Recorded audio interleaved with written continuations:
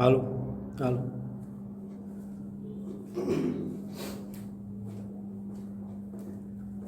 નમસ્કાર વિદ્યાર્થી મિત્રો, કેમ છો? મજામાં? સ્વાગત છે આપનું આજના આ સેશનમાં, જેમાં આપણે જૈવ અણુ ચેપ્ટરની સફર કરી રહ્યા છીએ. મિત્રો, જૈવ અણુ ટોપિક જે છે, ચેપ્ટર જે છે, એમાં અલગ અલગ જૈવિક અણુઓ જે છે જેની આપણે ચર્ચા કરીએ છીએ. એમાં અગત્યનું આપણે જોયું કે પ્રોટીન, અને એમાં ખાસ કરીને ઉત્સેચક.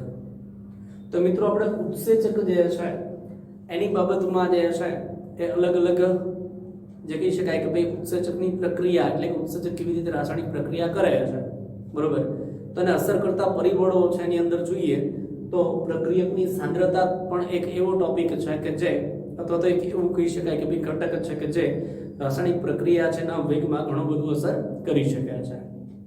તો અહીંયા મિત્રો, ઉત્સેચકની સાંદ્રતા અને પ્રક્રિયકની સાંદ્રતા અથવા તો પ્રક્રિયાર્થી જે છે એની સાંદ્રતા બંને જોઈ શકાય, બરોબર. તો આજે આપણે પહેલા જોઈએ કે ભાઈ પ્રક્રિયાર્થી જે છે, બરોબર, અથવા પ્રક્રિયક છે એની સાંદ્રતા જે છે કેવી રીતે જે કહી શકાય કે રાસાયણિક પ્રક્રિયા છે એના વેગમાં ફેરફાર કરી શકે છે.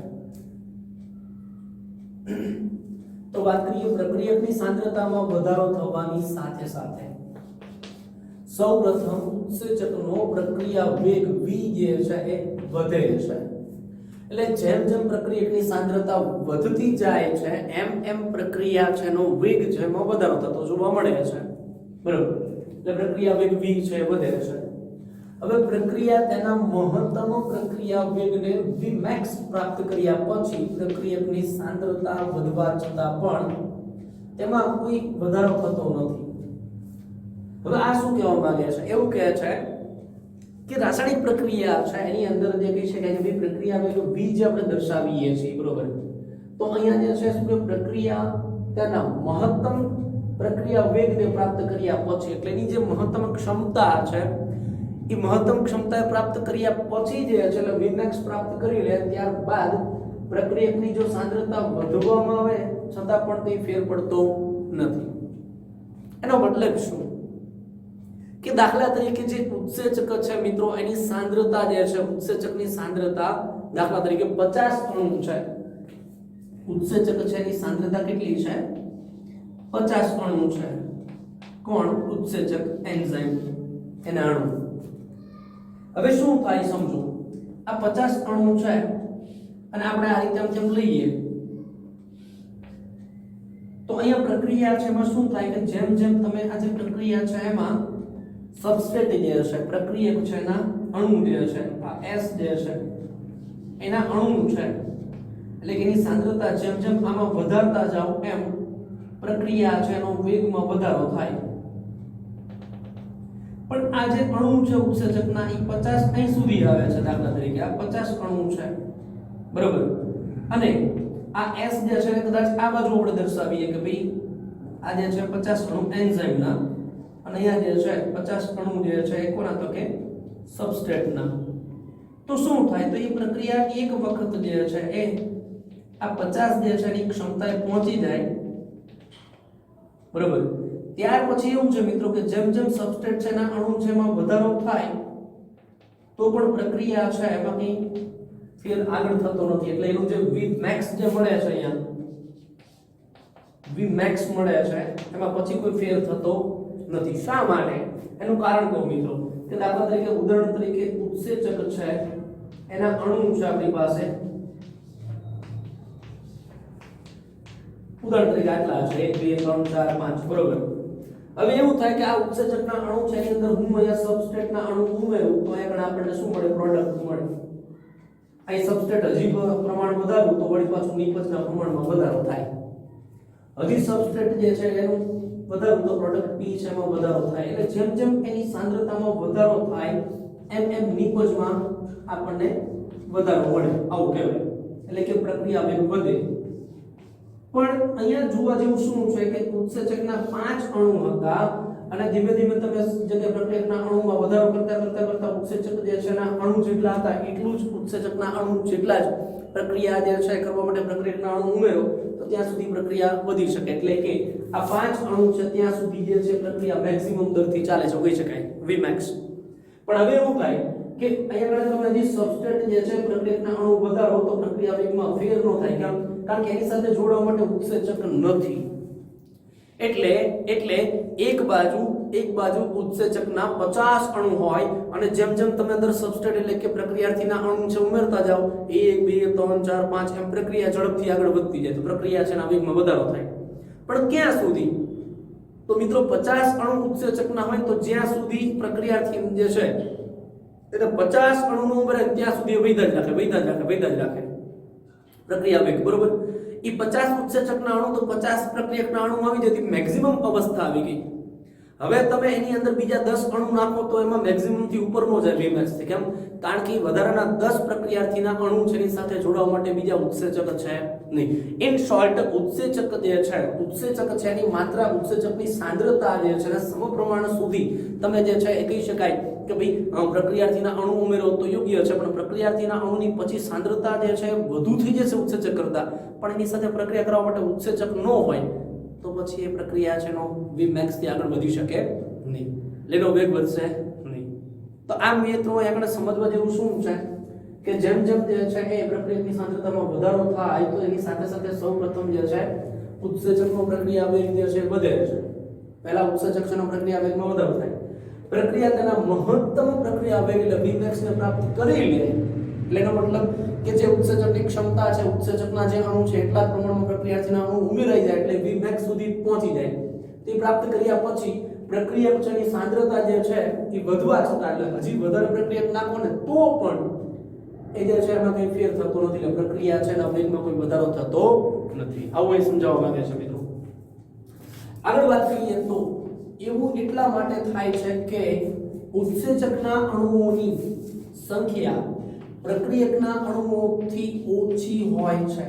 જ્યારે ઉત્સેચકના અણુની સંખ્યા જે છે પ્રક્રિયકના અણુ 1 2 3 4 5 6 થયા અહીં ઉત્સેચક 1 2 3 4 5 છે તો જ્યારે ઉત્સેચકના અણુની સંખ્યા પ્રક્રિયાથી છે એના અણુની સંખ્યા કરતા ઓછા હોય ત્યારે જે છે આવું બને છે અને પ્રક્રિયકના અણુઓ દ્વારા ઉત્સેચક જે છે સંતૃપ્ત થયા પછી સાંભળજો પ્રક્રિયકના અણુ જે છે અથવા પ્રક્રિયાથી જે છે એના અણુઓ દ્વારા ઉત્સેચક છે સંતૃપ્ત થયા પછી એટલે કે અહીંયા કહી શકાય કે આ ઉત્સેચકના અણુ છે પ્રક્રિયાથી દ્વારા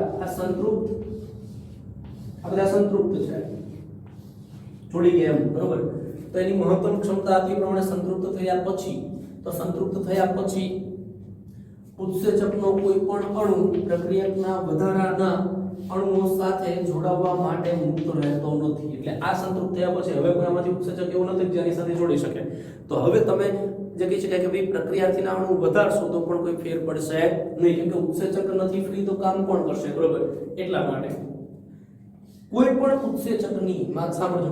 ઉત્સેચકની ક્રિયાશીલતા વિશિષ્ટ રસાયણોની કે જે ઉત્સેચક સાથે જોડાય છે વિશિષ્ટ રસાયણો કીધું છે બરોબર કોઈ પણ ઉત્સેચકની ક્રિયાશીલતા વિશિષ્ટ રસાયણોની કે જે ઉત્સેચક સાથે જોડાય છે તેની હાજરીમાં સંવેદનશીલ હોય છે એટલે કે સંવેદનશીલ એટલે શું તો કોઈ એવા રસાયણો છે કે જે ઉત્સેચક સાથે જોડાવાની ક્ષમતા ધરાવે છે હવે જો ઉત્સેચક સાથે કોઈ રસાયણ જોડાઈ જશે તો એ ઉત્સેચક પ્રક્રિયાથી સાથે જોડાવા સમર્થ રહે નહીં ખ્યાલ આવે છે ઉદાહરણ તરીકે એક એક્ઝામ્પલ સમજો તમે કે કોઈ બાઇક છે બાઇકની અંદર લોક છે એની ચાવી છે સમજો મારું બાઇક છે મારા બાઇકની અંદર જે લોક છે એમાં મારી પાસે ચાવી છે બરોબર તો એ ચાવીથી એ સ્ટાર્ટ થઈ જાય છે હું એનો યુઝ કરું છું સમજો પણ દાખલા તરીકે એવું બને કે મારું બાઇક જે છે બરોબર એ મારા બાઇકની ચાવી છે એના જેવી જ કોઈ અન્ય બાઇક છે એની ચાવી છે સંરચના સરખી છે બરોબર પણ એ ચાવી જ્યારે મારા બાઇકમાં નાખવામાં આવે તો એ ચાવી અંદર તરફ લોકમાં એન્ટર થાય છે પણ લોક ખોલતું નથી બાઇક સ્ટાર્ટ થતું નથી એનો મતલબ આપણો પર્પસ શું છે બાઇકનો ઉપયોગ કરવાનો કે લોકમાં ચાવી જે છે એન્ટર કરીએ તો એના કારણે કી એન્ટર કરીએ બરોબર તો બાઇક સ્ટાર્ટ થવું જોઈએ આપણે એનો ઉપયોગ કરી શકીએ બરોબર પણ અહીં શું થાય છે કે ચાવી એન્ટર થાય છે કેમ કે ઓલી જે મારી ઓરિજિનલ ચાવી જેવી જ આ બીજી ચાવી છે પણ એ બીજાના બાઇકની ચાવી એટલે આમાં કમ્પ્લીટ લાગતી નથી પણ અહીં શું થશે કે ચાવી જ્યાં સુધી અંદર છે ત્યાં સુધી ઓરિજિનલ મારી ચાવી અંદર દાખલ થાય નહીં. કેમ? કારણ કે ચાવી જે છે ને એક્સેપ્ટ કરવા માટે લોકની ક્ષમતા છે, એક સાથે એક જ ચાવી એક્સેપ્ટ કરી શકે, એ પૂર્ણ થઈ ગઈ. ખ્યાલ આવે છે હું શું કહેવા માંગુ છું? કે મૂળભૂત ચાવી લોકની અંદર દાખલ થાય તો લોક ઓન થાય અને તો બાઇક જે છે એનો ઉપયોગ કરી શકાય, પણ મૂળભૂત ચાવી જે છે એને એન્ટર કરીએ પહેલા કોઈ બીજાએ પોતાની ચાવી અંદર એન્ટર કરી દીધી છે એટલે લોકની ક્ષમતા પૂરી થઈ ગઈ છે, હવે બીજી ચાવી એક્સેપ્ટ ના કરી શકે. તો આવા કિસ્સાની અંદર બાઇકનો યુઝ થઈ શકે નહીં, તો આપણું કાર્ય પૂર્ણ ના થાય. એક્ઝેક્ટ એવી રીતે મિત્રો કે ઉત્સેચક છે એ પ્રક્રિયક જે છે એની સાથે જોડાઈને એનું નિપજમાં રૂપાંતર કરાવી શકે છે, પણ પ્રક્રિયક છે ઉત્સેચક સાથે ઉત્સેચક છે પ્રક્રિયક સાથે જોડાય એ પહેલા કોઈ રસાયણ જે છે ને પ્રક્રિયકના સ્થાને ઉત્સેચક સાથે જોડી જાય. તો ઉત્સેચક તો પેક થઈ ગયો, એને કામ કરવું છે, બરોબર, પણ અહીં પ્રક્રિયાથી રૂપાંતર નિપજમાં થતું હતું, પણ આ રસાયણ જે છે ને એ પ્રક્રિયક જેવો છે પણ એનું નિપજમાં રૂપાંતર થાય નહીં, તો ઉત્સેચકને બ્લોક કરી દીધો. ઉત્સેચક બ્લોક થયો એટલે હવે પ્રક્રિયા આગળ થઈ શકે નહીં. તો આવું રસાયણની વાત કરે છે કે શું કહે છે, કોઈ પણ ઉત્સેચકની ક્રિયાશીલતા એટલે ઉત્સેચકની જે કાર્ય કરવાની જે ક્ષમતા છે એ વિશિષ્ટ રસાયણોની કે જે ઉત્સેચક સાથે જોડાય છે તેની હાજરીમાં સંવેદનશીલ હોય છે, સંવેદના અનુભવે છે, સંવેદનશીલ છે, એની ક્રિયાશીલતામાં ફેરફાર લાવે છે. જ્યારે કોઈ રસાયણ ઉત્સેચક સાથે જોડાય અને તેની પ્રક્રિયાને અટકાવી દે તો તેને અવરોધન કહે છે. જ્યારે પ્રક્રિયાને અટકાવી દે તો એને શું કહેવાય? અવરોધન તરીકે ઓળખવામાં આવે છે. પણ શું કહે છે, અને તે જે રસાયણ છે કે જે પ્રક્રિયાને અટકાવી શકે છે એ રસાયણને અવરોધક તરીકે ઓળખવામાં આવે છે. સમજો ધ્યાનથી, જે રસાયણની મદદથી પ્રક્રિયા અટકાય છે એ પ્રક્રિયા અટકાવવાની બાબતને અવરોધન કરવું કહેવાય, અને અવરોધન કરવા માટે જે જવાબદાર રસાયણ છે ને અવરોધક કહેવાય. તો અવરોધકને કારણે ઉત્સેચકની સંવેદનશીલતા ઉપર અસર થાય, જેને કારણે પ્રક્રિયા અવરોધાય છે, પ્રક્રિયાનું અવરોધન થાય છે, બરોબર. તો આમ જે છે રસાયણ જે છે તે ઉત્સેચક સંવેદનશીલ છે એવું કહી શકાય છે.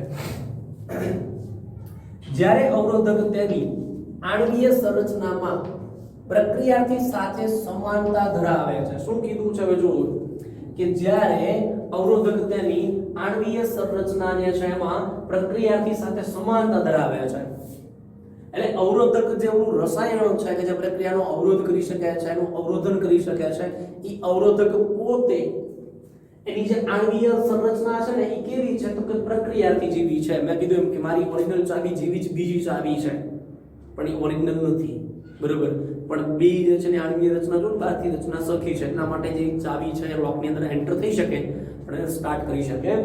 તો એવું છે કે ભાઈ જ્યારે અવરોધક તેની આણ્વીય સંરચનામાં પ્રક્રિયાથી સાથે સમાનતા ધરાવે છે અને ઉત્સેચકની ક્રિયાશીલતાને અવરોધે છે તો તેને પ્રતિસ્પર્ધા એટલે કે હરીફ અવરોધક તરીકે ઓળખવામાં આવે છે. એટલે ફરી વખત કહું છું કે એવું રસાયણ કે જેને કારણે પ્રક્રિયા છે એ અટકાય અથવા પ્રક્રિયાનો અવરોધ થાય તો એને અવરોધન કહેવાય, અને આ પ્રક્રિયાના અવરોધ માટે જવાબદાર જે રસાયણ છે એને અવરોધક કહેવાય.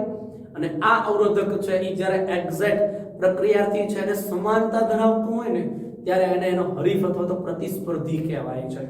સમજાય છે?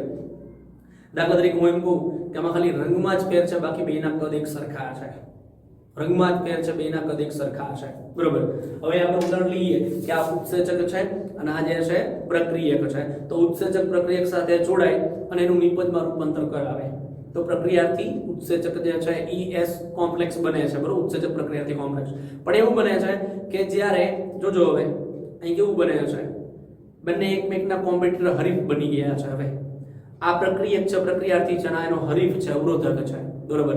તો જ્યારે પ્રક્રિયાર્થી જે છે ઉત્સેચક સાથે જોડાય એ પહેલા જે છે હરીફ ત્યાં જોડાઈ જશે, તો હવે પ્રક્રિયાર્થીને જોડાવા માટે સ્થાન રહેતું નથી.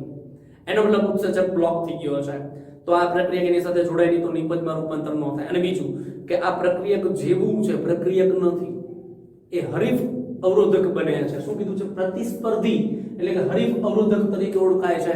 એ અવરોધક છે, અવરોધ ઉભો કરે છે, પણ પ્રક્રિયક નથી. જો પ્રક્રિયક જેવું જ હોય ને તો તેનું નિપજમાં રૂપાંતર થાય નહીં. તો આમ જે છે બે એકમેક વચ્ચે શું થાય? સ્પર્ધા થશે, કોમ્પિટિશન થશે, બરોબર.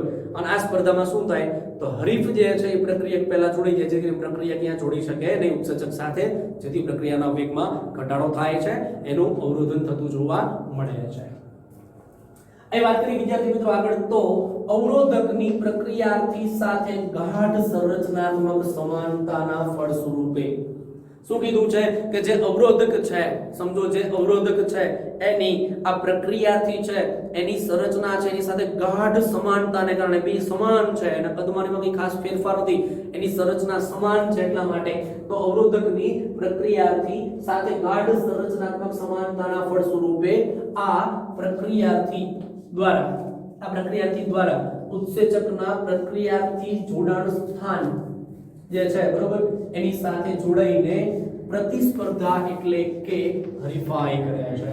એટલે એનો મતલબ શું કે બંનેની વચ્ચે જે છે ગાઢ સમાનતા હોવાથી ઉત્સેચક છે એની સાથે ખરેખર પ્રક્રિયકને જોડાવાનું હોય એટલે કે ઉત્સેચક પ્રક્રિયાથી સંકુલ બને અને નિપજ આપશે, પણ બંને એકમેકની સમાનતા ધરાવે છે એટલા માટે ઉત્સેચક છે એનું જ્યારે પ્રક્રિયા જોડાણ સ્થાન છે ને પ્રક્રિયાથી ઉત્સેચક પ્રક્રિયાથી જોડાણ સ્થાન, તો ઉત્સેચક સાથે જે પ્રક્રિયાથી જોડાવાનો છે એનું સ્થાન છે એ સ્થાને હરીફ જોડાઈ જાય છે અવરોધક, અને આ જોડાઈ જાય છે એટલે શું થાય છે તો અહીંયા શું કીધું પ્રક્રિયાથી દ્વારા ઉત્સેચકના પ્રક્રિયાથી જોડાણ સ્થાન સાથે જોડાઈને પ્રતિસ્પર્ધા કરે છે, કેમ કે એ શું છે તો અવરોધક પોતે પ્રક્રિયાથી છે એની સંરચના જેવો જ છે, ખ્યાલ આવે છે એના જેવો જ છે, તો એના કારણે શું કરે છે હરીફાઈ કરે છે। પરિણામ સ્વરૂપે પ્રક્રિયાથી જોડાણ સ્થાન સાથે જોડાઈ શકતા નથી। હવે જ્યારે પ્રક્રિયાથી પોતે ઉત્સેચક છે એની અંદર પોતાના જોડાણ સ્થાન છે આ જોડાઈ ન શકે, તે કાર્ય ન કરી શકે, જેના ફળ સ્વરૂપે ઉત્સેચક પ્રક્રિયા મંદ પડી જાય છે, એટલે કે એનો વેગ ઘટી જાય છે, એટલે કે ધીમી પડી જાય છે, પ્રક્રિયા ધીમી પડી જાય છે બરોબર। એનું ઉદાહરણ આપણે લઈએ તો ઉદાહરણ એવું આપે છે કે સક્સિનિક ડિહાઇડ્રોજિનેઝ જે છે એનું મેલોનેટ દ્વારા અવરોધન કે જેમાં સંરચનામાં પ્રક્રિયાથી સક્સિનેટ છે એટલે સક્સિનેટ ડિહાઇડ્રોજિનેઝ જે છે શું છે પ્રક્રિયાથી છે એની સાથે વધુ સમાનતા ધરાવે છે। આ મેલોનેટ જે છે એ આ સક્સિનિક એસિડ જે છે બરોબર એની સાથે વધુ શું કરે છે સમાનતા ધરાવે છે। આવા પ્રતિસ્પર્ધી અવરોધકોનો ઉપયોગ જે છે બેક્ટેરિયલ રોગકારકોને નિયંત્રિત કરવા માટે થાય છે। ખરેખર જોવા જાવ તો આવા હરીફ જે છે પ્રતિસ્પર્ધી છે એ ખરેખર નુકસાનદાયક કહી શકાય, કારણ કે પ્રક્રિયાનો વેગ ઘટાડે છે, પ્રક્રિયા છે એમાં અવરોધન ઊભું કરે છે, પણ ખરેખર ક્યારેક રોગકારક બેક્ટેરિયા જે છે મિત્રો એ એવા છે કે જેની વિકાસ વૃદ્ધિ ઝડપી થતી હોય અને શરીરમાં રોગ ફેલાવતા હોય, એવા સમયે એ બેક્ટેરિયલ જે છે એની વૃદ્ધિને અટકાવવા માટે આવા કોઈ જે કહી શકાય પ્રતિસ્પર્ધી અણુ છે એને જો અંદર નાખવામાં આવે એઝ અ ડ્રગ તરીકે એડ કરવામાં આવે તો બેક્ટેરિયા જે છે એની વૃદ્ધિને અટકાવી શકાય, રોગ સામે જે છે નિયંત્રણ લાવવા માટેનો ઉપયોગ કરવામાં આવે છે। અહીં વિદ્યાર્થી મિત્રો જે કીધું છે કે સક્સિનિક એસિડ જે છે સક્સિનેટ જે કહી શકાય ડિહાઇડ્રોજિનેઝ જે છે એનું મેલોનેટ દ્વારા જે અવરોધન થાય છે બરોબર, તો એક જે છે એક્ઝામ્પલ જે છે એના દ્વારા આપણે સમજવાનો પ્રયત્ન કરીએ જેથી કરીને આપણને વ્યવસ્થિત ખ્યાલ આવી જાય। તો વિદ્યાર્થી મિત્રો અહીં તમે જોઈ શકો છો કે કંઈક આકૃતિ જે છે એના દ્વારા એક ઉદાહરણ જે છે સમજાવવાનો આપણે પ્રયત્ન કરી રહ્યા છીએ। તો જોઈએ કે આપણે જે છે આપણા માટે શું અગત્યનું છે સમજવા માટે। તો અહીંયા જે છે આ પહેલી પ્રક્રિયા છે કે જે ખરેખર નોર્મલ ચાલે છે, આ પહેલી પ્રક્રિયા છે જે ખરેખર કેવી નોર્મલ ચાલે છે। જે નોર્મલ પ્રક્રિયામાં શું છે જોવો જરાક, તો નોર્મલ પ્રક્રિયા વિદ્યાર્થી મિત્રો એવું છે કે જે આ જે છે એને શું કહેવાય એન્ઝાઇમ કહેવાય। આ જે છે શું છે એન્ઝાઇમ એટલે કે ઉત્સેચક બરોબર, એન્ઝાઇમ કહેતા શું છે આપણું ઉત્સેચક છે, ઉત્સેચક। હવે આ સક્સિનેટ છે તો સક્સિનેટ જે છે બરોબર એ શું છે તો કે એ પોતે પ્રક્રિયક છે, પ્રક્રિયક અથવા પ્રક્રિયાર્થી બરોબર। તો ઉત્સેચક વત્તા પ્રક્રિયાર્થી જે છે પ્રક્રિયક છે એ gives to આપણને શું આપશે તો ES કોમ્પ્લેક્સ શું આપણને મળે છે આપણને gives to ES કોમ્પ્લેક્સ એટલે કે ઉત્સેચક પ્રક્રિયાથી સંકુલ સંકુલ મળી ગયું બેનું. આ ઉત્સેચક છે, આ જે સક્સિનેટ છે એનું આ જે સ્ટ્રક્ચર છે, બંધારણ છે, એમાં બંધ બેસે છે એટલે બેનું ES કોમ્પ્લેક્સ આપણને મળી ગયું. અને આ જે ES કોમ્પ્લેક્સ જે છે એમાંથી આપણને શું મળે છે? એકને નિપજ મળે છે. એટલે કે અહીંયા જે છે આ ઉત્સેચક છે એ પ્રક્રિયાને અંતે ઉત્સેચક છૂટો પડી જશે. આ જે છે પ્રક્રિયા કમ્પ્લીટ થતા એન્ઝાઇમ, બરોબર, કહેતા આપણો ઉત્સેચક છે. અને વત્તા ફ્યુમરેટ જે છે એ શું છે? નિપજ છે. તો ઉત્સેચક અને નિપજ બે આપણને અલગ મળી જાય છે. એનો મતલબ એવો થાય છે કે આ ઉત્સેચક છે કે જે આ સક્સિનિક એસિડ અથવા તો સક્સિનેટ છે એને સાથે પ્રક્રિયા કરી એટલે કે ઉત્સેચક પ્રક્રિયાથી સંકુલ બનીને ઉત્સેચક જે છે એ આ સક્સિનિક એસિડ અથવા સક્સિનેટ માંથી શું બનાવી દે? ફ્યુમરેટ બનાવી દે છે. એટલે કે નિપજમાં રૂપાંતરણ કરી આપે છે. પણ મિત્રો અહીંયા શું થાય છે જરાક જોજો હવે. તો અહીંયા પણ આની જેમ આ શું છે? ઉત્સેચક છે. શું છે? ઉત્સેચક છે, બરોબર. અને આ ઉત્સેચક સાથે ઉત્સેચક સેમ છે, કઈ ફેર નથી, પણ આ ઉત્સેચક સાથે સક્સિનેટ જે છે જોડાવવું જોઈએ. એની જગ્યાએ મેલોનેટ આવે છે. હવે જે મેલોનેટ છે વિદ્યાર્થી મિત્રો એ શું છે? તો અહીંયા જે છે શું થાય તો કે ઉત્સેચક વત્તા અહીંયા જે છે એ પ્રક્રિયક છે, પણ પ્રક્રિયાથી જે છે એના જેવું જ જો તમે બંધારણ તમે જુઓ તો C++O અને ઓક્સિજન છે અહીંયા પણ એવું છે નીચે પડે. તો આની જેમ જ બંધારણ જે છે એનું જોવા મળે છે. એની સાથે સમાનતા ધરાવે છે. આ જે મેલોનેટ છે એનું બંધારણ સક્સિનેટ સાથે સમાનતા ધરાવતું હોવાથી સક્સિનિક એસિડ અથવા સક્સિનેટ પ્રક્રિયક છે એની જગ્યાએ આ મેલોનેટ છે એક અવરોધક તરીકે, શું કહેવાય એને? અવરોધક તરીકે જોડાય છે. જેના કારણે જે છે પ્રક્રિયા થઈને શું મળે છે તો કે ઉત્સેચક પ્રક્રિયાથી સંકુલિત જગ્યાએ ઉત્સેચક અવરોધક સંકુલ મળે છે. હવે જો અહીંયા ગણે જે છે એ આ પ્રક્રિયાથી હોત તો પ્રક્રિયા થઈને નિપજ બને, પણ અહીંયા ઉત્સેચક છે એના જે કહેવાય પ્રક્રિયાથી જોડાણ સ્થાન છે એમાં કોણ જોડાઈ ગયું છે તો કે અહીંયા અવરોધક જોડાઈને બેઠો છે. તો આ સંકુલ તો બને છે મિત્રો, પણ નો રિએક્શન એટલે કે પ્રક્રિયા આગળ થતી નથી. એમાંથી જે છે ઉત્સેચક આનું નિપજમાં ફેર કહેવાય રૂપાંતરણ કરાવતો નથી. એટલે ત્યાં નિપજ નથી મળતી, એટલા માટે નો રિએક્શન લખેલું છે. સમજાય છે? એનો મતલબ અહીંયા કણે જે છે કોઈ જ આપણને જે છે પ્રક્રિયા જે કહી શકાય નિપજ મળતી નથી. નો પ્રોડક્ટ તો કહી શકાય. આપણે શું થાય? નો પ્રોડક્ટ. જેના કારણે શું થાય તો કે ખરેખર જે ઉત્સેચકનું કાર્ય છે કે જે પ્રક્રિયાથી જે છે એની સાથે જોડાયેલું સંકુલ બને નિપજમાં રૂપાંતરણ કરાવે છે. અહીંયા કણે કોઈ એવો પ્રતિસ્પર્ધી હરીફ એટલે અહીંયા એવું થાય કે આ ઉત્સેચક છે એની સાથે આ સક્સિનિક એસિડ જે છે સક્સિનેટ છે એને જોડાવવાનું છે, પણ આ જે છે એ મેલોનેટ છે અવરોધક તરીકે જે છે આની જગ્યાએ આની સાથે જોડી જાય તો આ રચના બને તો યોગ્ય નિપજ મળશે. પણ આની જગ્યાએ જે છે આની પહેલા જો હરીફ જોડી જશે તો ઉત્સેચકને શું કરી દે છે? બ્લોક કરી દે છે. ઉત્સેચક બ્લોક થવાથી હવે આ ઉત્સેચક છે આની સાથે જોડાઈ ના શકે પ્રક્રિયક સાથે, એટલે શું થાય? ની ક્રિયાશીલતામાં ફેરફાર થાય. તો આ વિદ્યાર્થી મિત્રો એવું સમજાવવા માંગે છે કે ઉત્સેચક છે એની ક્ષમતા ઘણી બધી છે, છતાં પણ ઉત્સેચક જે છે એ પ્રક્રિયાર્થી સાથે સમાનતા ધરાવતા આવા હરીફ જે કહી શકાય અવરોધક જે છે હરીફ અવરોધક, બરોબર, એનાથી ખૂબ સંવેદનશીલ છે. કેમ? કારણ કે હરીફ અવરોધક જ્યારે ઉત્સેચક સાથે જોડાય ને તો એનું નિપજમાં રૂપાંતરણ ન થાય, એ પ્રક્રિયા આગળ ચાલતી નથી, બરોબર. તો એને આ બ્લોક કરી રાખે છે. ઉત્સેચક હોવા છતાં પણ પ્રક્રિયા આગળ ન થાય, નો રિએક્શન, નો પ્રોસેસ, નો પ્રોડક્ટ, બરોબર. તો આમ વિદ્યાર્થી મિત્રો ઉત્સેચક જે છે એ ઘણું બધું સારું કામ કરવા સમર્થ છે, બરોબર.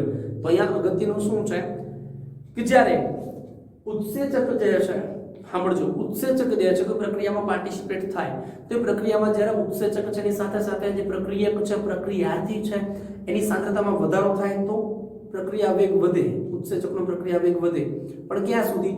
ઉત્સેચકની સંતૃપ્તતા સુધી. એટલે એક વખત ઉત્સેચકના જે અણુ છે એના પ્રમાણમાં જ પ્રક્રિયાર્થીના અણુ આવે ત્યાં સુધી જે છે એ મહત્તમ કક્ષાએ પહોંચે, જેને શું કહેવાય? Vmax કહેવાય. શું કહેવાય? Vmax, બરોબર. દાખલા તરીકે 50 અણુ છે તો 50 પ્રક્રિયાર્થીના અણુ આવે તો બે પ્રક્રિયા કરી જે આપે છે તો એને Vmax તરીકે મેક્સિમમ આવે, બરોબર. હવે એ જે મહત્તમ દર છે એનો પ્રક્રિયાનો એના કરતા જો અડધું હોય ને તો એને Vmax/2 કરી શકાય. એટલે કે પ્રક્રિયા અડધા દરે થઈ રહી છે, એટલે ઉત્સેચકના અણુ 50 છે અને પ્રક્રિયાર્થીના અણુ જે છે 25 છે, તો પ્રક્રિયાનો જે વેગ છે એ મેક્સિમમ કરતા હાફ એટલે અડધો છે, તો v max by 2 આવું પણ કહી શકાય છે, બરોબર। હવે વાત કરીએ કે જ્યારે પ્રક્રિયા જે ઉત્સેચકના અણુ 50 છે ને એની અંદર પ્રક્રિયાર્થીના અણુ 50 તો નાખી દીધા અને પ્રક્રિયા મેક્સિમમ એટલે v max સુધી પહોંચી ગઈ છે, એની મહત્તમ દર સુધી પહોંચી ગઈ છે અને હજી એમાં પ્રક્રિયાર્થી છે એના બીજા અણુ અંદર એડ કરવામાં આવે તો પણ પ્રક્રિયાના વેગમાં કોઈ ફેરફાર થતો નથી। કેમ? કારણ કે ઉત્સેચક સંતૃપ્ત છે। હવે વધારાના પ્રક્રિયાર્થી સાથે વધારાના ઉત્સેચક જોડાઈ શકે એવા છે, કારણ કે ઉત્સેચક જેટલા હતા એ તો ઓલરેડી વપરાય છે અને એનો મહત્તમ વેગ તો આવી ગયો છે, તો એકવાર Vmax એ પહોંચ્યા પછી પ્રક્રિયાર્થી જે છે એની સાંદ્રતામાં કોઈ ફેરફાર થાય તો પણ પ્રક્રિયાના વેગમાં કોઈ ફેરફાર થતો નથી।